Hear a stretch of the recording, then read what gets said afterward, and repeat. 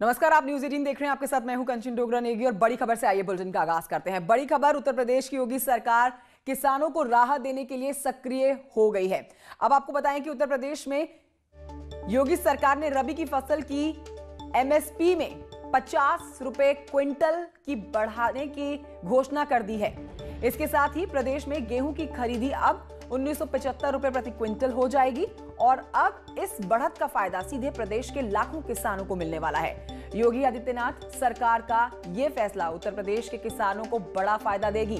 कृषि मंत्री नरेंद्र सिंह तोमर ने लोकसभा में पहले ही ये कह दिया है कि गेहूं का न्यूनतम समर्थन मूल्य 50 रुपए बढ़ाकर 1900 यानी कि 1975 रुपए प्रति क्विंटल कर दिया गया है। प्रधानमंत्री नरेंद्र मोदी की अध्यक्षता में हुई आर्थिक मामलों की मंत्रिमंडल समिति की बैठक में इस वृद्धि का निर्णय लिया गया है। चलिए आपको ग्राफिक्स के जरिए हम समझा रहे हैं, जिसमें आप देखिए ये बढ़त किसानों के लिए कितनी फायदेमंद साबित होने वाली है। किसानों को सीएम योगी का तोहफा, गेहूं का समर्थन मूल्य 50 रुपए बढ़ा दिया गया है और अब जो मूल्य तय हुआ है वो है 1975 रुपए प्रति क्विंटल। प्रदेश के लाखों किसानों को इसका फायदा मिलने वाला है। गेहूं खरीद के लिए बनेंगे अब 6000 क्रय केंद्र। हर केंद्र पर की जाएगी जियो टैगिंग। और आइए सीधे रुख करते हैं। अनामिका सिंह मेरे साथ, मेरी सहयोगी फोन लाइन पर और जानकारी के साथ इस खबर पर मौजूद है। Anamika, good morning. और ये एक अच्छी खबर प्रदेश के तमाम किसानों के लिए, एक बड़ा फायदा आने वाले समय में किसानों को मिलने वाला है। बिल्कुल, देखिए उत्तर प्रदेश सरकार ने कल ही साफ कर दिया, कल देर शाम को मुख्यमंत्री ने ऐलान कर दिया था कि इस बार जो गेहूं खरीद है उसकी तारीख तय करने के साथ साथ ये भी ऐलान किया गया है कि इस बार जो गेहूं खरीद का जो एमएसपी होगा यानी कि मिनिमम सपोर्ट प्राइस, वो पिछली बार के मुकाबले 50 रुपए बढ़ाया गया है। साथ ही साथ ये भी निर्देश दिए गए हैं कि पारदर्शी तरीके से हर क्रय केंद्र पर खरीद की जाए, साथ ही साथ उसकी जियो टैगिंग भी की जाए। कई बार क्रय केंद्र सिर्फ कागजों में होते हैं लेकिन वहां पे गेहूं खरीद नहीं होती है, लेकिन इस बार ये भी निर्देश दिए गए हैं कि जियो टैगिंग की जाएगी, साथ ही उसका पूरा का पूरा ट्रांसपेरेंट मॉनिटरिंग होगी।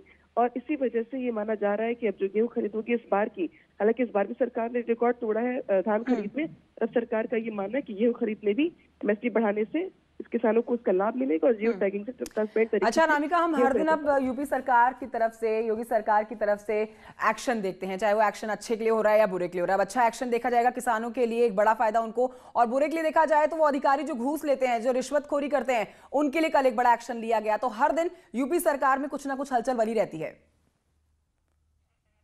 आई भी थी कि कुछ जगहों पे धान क्रय केंद्रों पे जब एक दो जगह से शिकायतें आई थी जहां पर ये बोला गया कि घटतौली की समस्या आ रही है, या कुछ जगहों पे जो अधिकारी औचक निरीक्षण के लिए गए थे उन्होंने भी देखा था कि वहां पे शिकायतें आ रही हैं। तो आपने ये भी देखा होगा कि इस बीच कई जिलों में इस मामले में एफआईआर तक दर्ज की गई है, साथ ही साथ कड़ी कार्रवाई के निर्देश भी दिए गए हैं और ये नजीर पेश की गई है कि अगर घटतौली की या एमएसपी न देने की शिकायतें आएंगी तो अधिकारियों पर कार्रवाई की जाएगी। और इसके बाद से शायद ऐसा पहली बार है कि उत्तर प्रदेश में कम से कम धान खरीद में घटतौली करने पर इतने बड़े पैमाने पर एफआईआर दर्ज की गई है। तो ये कम से कम प्रयास किया गया सरकार की ओर से बड़ा संदेश देने का कि ये धान खरीद सिर्फ एक फॉर्मेलिटी नहीं है, गेहूं खरीद सिर्फ एक फॉर्मेलिटी नहीं है, बल्कि सरकार की ओर से एक अभियान है जिससे किसानों को फायदा मिल सके।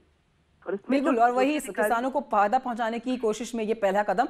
बहुत शुक्रिया अनामिका आपका जानकारी के लिए। तो एक तरफ किसान आंदोलन कर रहे हैं लगातार अपनी मांगों को लेकर, और सरकार की तरफ से जो 3 कृषि कानून बनाए गए हैं उनको गलत बता रहे हैं, लेकिन देखिए योगी सरकार ने किस तरह से अपने किसानों को फायदा पहुंचाया है वो आप इस खबर से समझ सकते हैं। ये बड़ा तोहफा किसानों के लिए कहा जाएगा उत्तर प्रदेश के, और ये 2 तस्वीरों से आप समझिए इस पूरी खबर को कि 1975 रुपए प्रति क्विंटल जो दाम कर दिया गया है, ये एक बड़ा फायदा। गेहूं की एमएसपी की हम बात कर रहे हैं, बड़ी है ये एमएसपी, और 1975 रुपए अब इसका प्रति क्विंटल दाम है। और आप दूसरी तरफ देख रहे हैं कि सीएम योगी किस तरह से रोज बैठ के करते हैं अधिकारियों के साथ, और कहीं ना कहीं ये माना जा सकता है कि उत्तर प्रदेश के किसान खुश हैं और आने वाले जो समय में और फायदा उन तक पहुंचने वाला है उसका लाभ वो लेने वाले हैं। रोज होती हुई बैठकें और किसानों को पहुंचता हुआ फायदा। इस बीच आपको बताएं कि नोएडा प्राधिकरण का दायरा बढ़ाया जाएगा। बुलंदशहर की सिकंदराबाद तहसील के 80 गांव नोएडा विकास प्राधिकरण में शामिल होंगे। प्राधिकरण के प्रस्ताव पर राज्यपाल ने सहमति दे दी है। ग्रेटर नोएडा में आगे बुलंदशहर के इलाके में नया नोएडा बसाया जाएगा। एक और बड़ी खबर, बुलंदशहर के लिए एक बड़ी खबर हम आपको बता रहे हैं। बुलंदशहर के 80 गांव नोएडा अथॉरिटी में होंगे शामिल, और इससे प्राधिकरण के प्रस्ताव पर भी मंजूरी भी मिली है।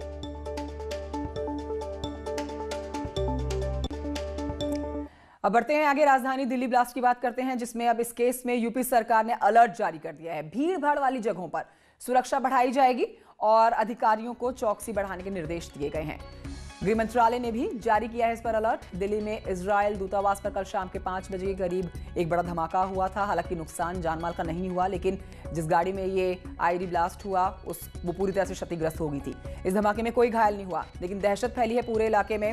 FCL, दिल्ली पुलिस संदिग्ध कार सीसीटीवी में अब देख रही है। इस सीसीटीवी के माध्यम से इस पूरे मामले को खंगाल रही है। मोबाइल का डेटा जो है वो चेक किया जा रहा है। आसपास के एक्टिव मोबाइल्स की अब जांच की जा रही है। यूपी सरकार ने इस पर अलर्ट जारी कर दिया है।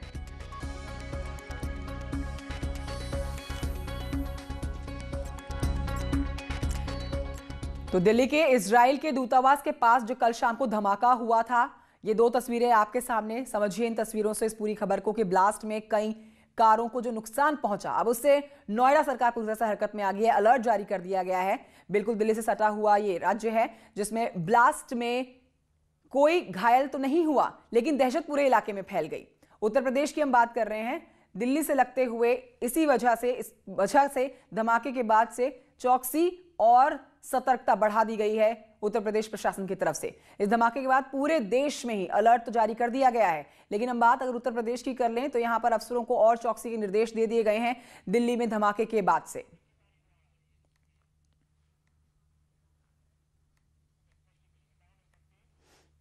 और आइए बात करते हैं आज अनशन करने वाले किसान नेताओं की। किसान मोर्चा सद्भावना दिवस मनाया जा रहा है।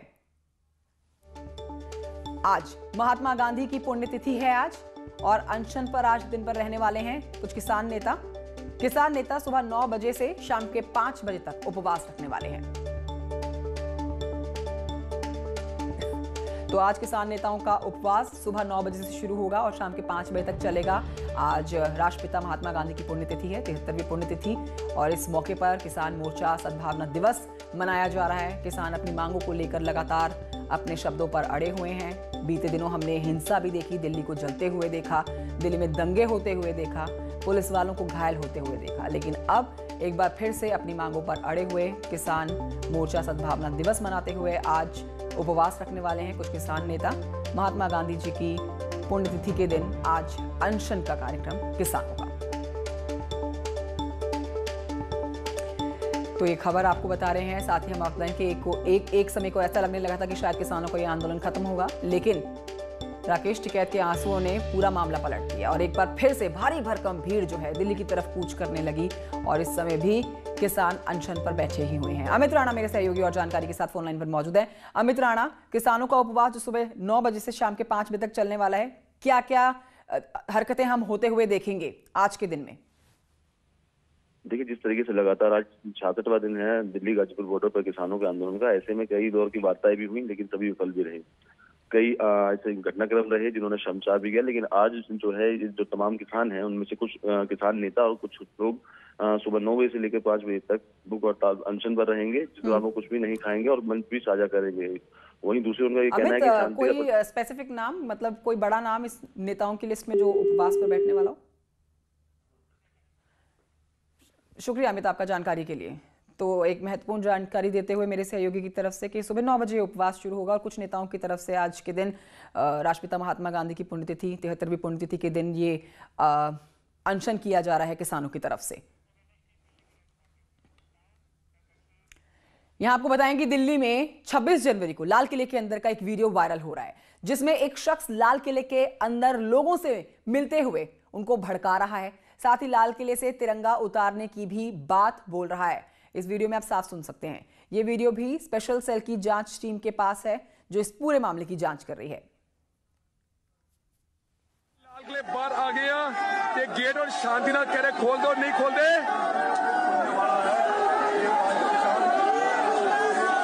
चक्रे में फटे बाबा जी, शांतिनाथ क्रांति आ गई है। पहला शांति है, फिर क्रांति। गेट तोड़ांगे ना, स्टेडियम खोल गए ना, मारांगे जे प्यार नहीं नड़ने लगे। मन जो प्यार नाल, फिर हथियार है, हथियार है, प्यार है, फिर हथियार है, फिर हथियार है, हथियार चलेंगे, फिर प्यार नाल करे, प्यार नाल क्या करना है, प्यार नाल कहना गेट खोल दो, नहीं खोलते, फिर शांति प्यार नाल हथियार होंगे। इन्हें स्टेडियम ना मारने ਭਾਜੀ ਸਮਝਾ ਲਓ ਇਹਨਾਂ ਨੂੰ, ਤੁਹਾਡੇ ਸਟੇਨਾਂ ਤੁਹਾਡੇ ਦੇ ਵੱਜਣੇ ਨੇ, ਐਵੇਂ ਤੁਹਾਡਾ ਖੂਨ ਖਰਾਬਾ ਹੋਣਾ। ਖੋਲੋ ਖੋਲੋ उसको जाके खोलो, खोलो जाके, खोलो शांति से खोलो, खोलो गेट नहीं ਅਸੀਂ ਮਾਰਾਂਗੇ। खोल देना, हथियार भी है, ये हथियार भी नाल ने बढ़ देंगे जे नहीं खोलणगे।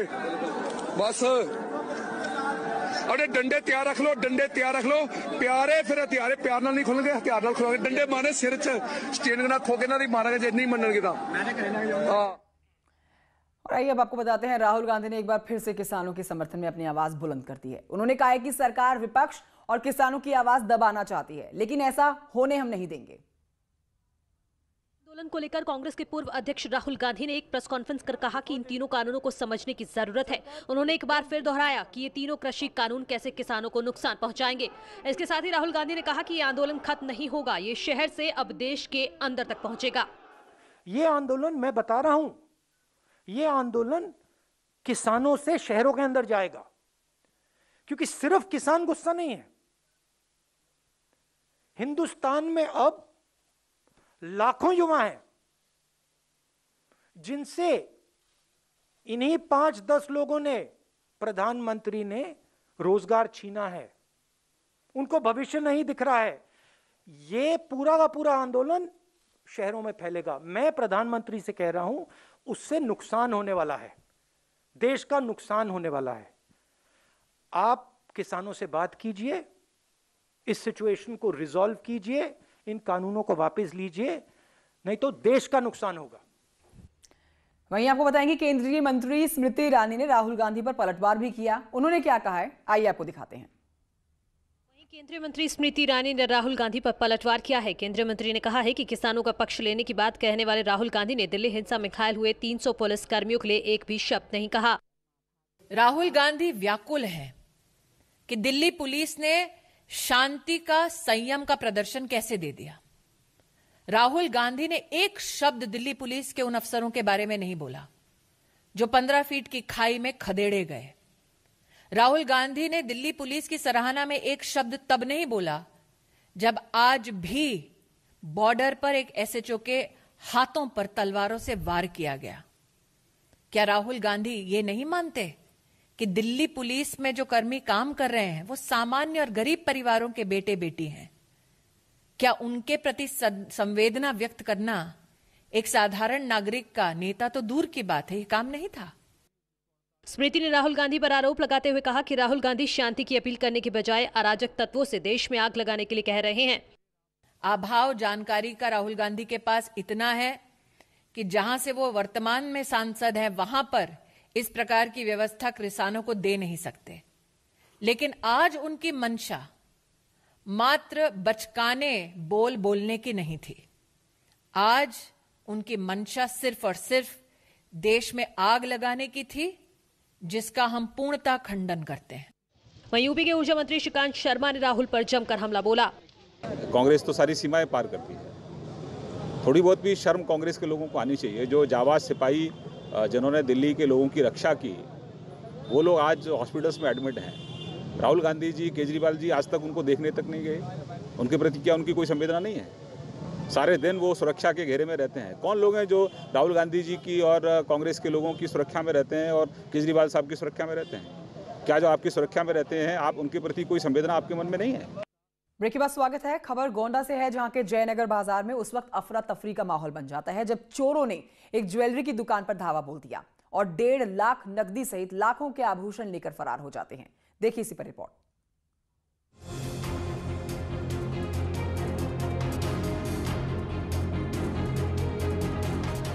गोंडा में सेमरा पुलिस चौकी से थोड़ी दूर स्थित ज्वेलरी की दुकान में 1 दर्जन चोरों ने धावा बोल दिया और दुकान में रखे जेवरात और नकदी उठा ले गए। दुकान की मालकिन अनीता सोनी ने बताया कि रात करीब 2:30 बजे के आसपास कुछ खटखट की आवाज आई।